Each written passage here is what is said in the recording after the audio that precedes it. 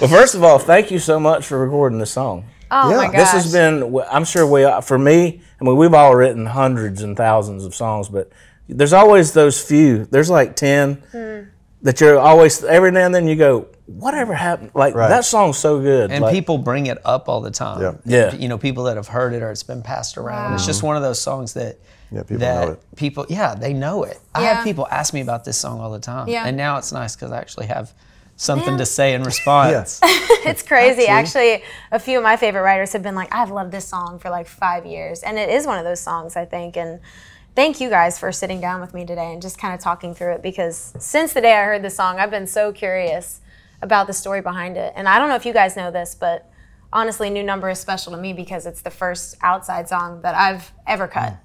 And I've just been so looking forward to hearing more about the song.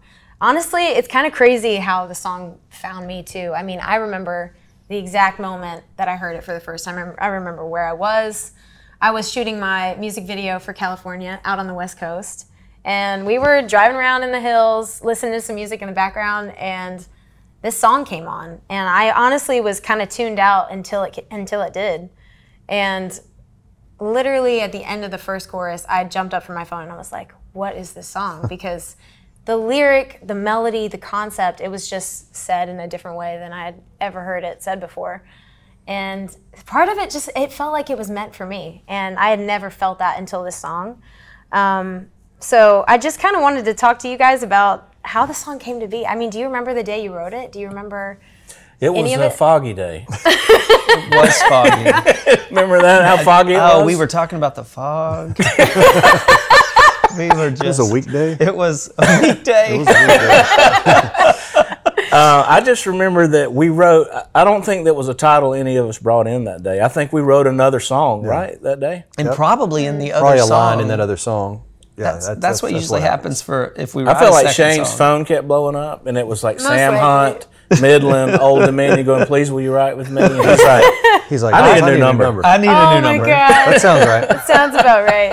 It's That's crazy. how I think it was a joke, honestly. I think somebody was getting blown up or getting too many emails or something, and somebody said, I need a new number. Really? Yeah. And then we were like, ding. And then Yeah. I think we wrote for another 10 or 15. I think we just kind of scattered it out a little bit and then got back together a week or so later and finished It it. feels like that one was fast. Yeah. It sort of lays itself out once you decide that it's going to be a song about, the sort of, I mean, I remember, and I've written other songs about this, but I remember a breakup where, and maybe we talked about it this day, but I remember a breakup where I erased someone's phone number out of my phone. I've done that. But when the number came up, it did no good that I had erased it. I knew those numbers like a brand almost, Yeah, I love the line, one I haven't dialed at least a couple thousand times. Yeah, exactly. It's like my old, before we had cell phones, can you remember your phone number from home when you were growing up? Yeah. Always. There's a select few that are burned in your memory and you'll never forget. And I think that's what stood out to me about it is